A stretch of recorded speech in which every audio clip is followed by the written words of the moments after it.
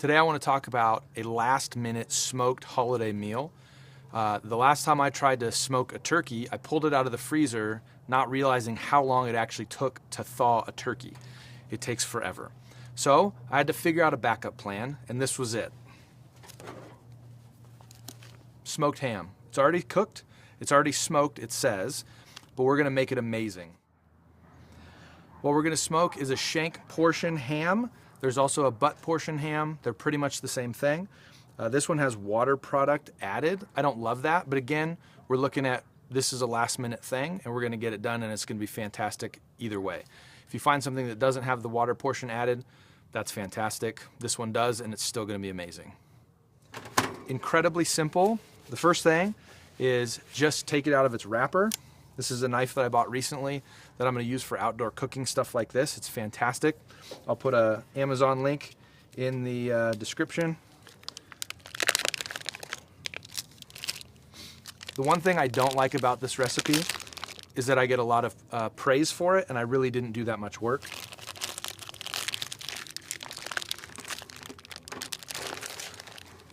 So you pull it out of the wrapper. Depending on the cut that you get, sometimes over the bone there is a plastic ring. Pull that off. I've forgotten before. It didn't ruin it, but it definitely is not my favorite thing. And now you're done. Now that the hard work of opening the package is done, your next step is to put it in the smoker. Cook it for 4 hours at 225 over whatever wood you have. I'm using pecan. You can use hickory, apple, whatever it is that you have will turn out great. Another option that you have, if you want to do just a little bit more work, you can rub it with brown sugar. You could pick your favorite rub and use that. At the end of the day, doing nothing is going to yield an amazing product. We'll check it in 4 hours. After 4 hours, it's time to rest. Pull it out of the smoker, wrap it in foil, let it sit on the counter for about a half hour. The temperature tends to rise when it does that. Usually it's about 5 degrees or so. And then unwrap it and you have this. Absolutely beautiful. You can either serve it as is, put it on a plate, and it's a very striking main course. It's also just beautiful to look at.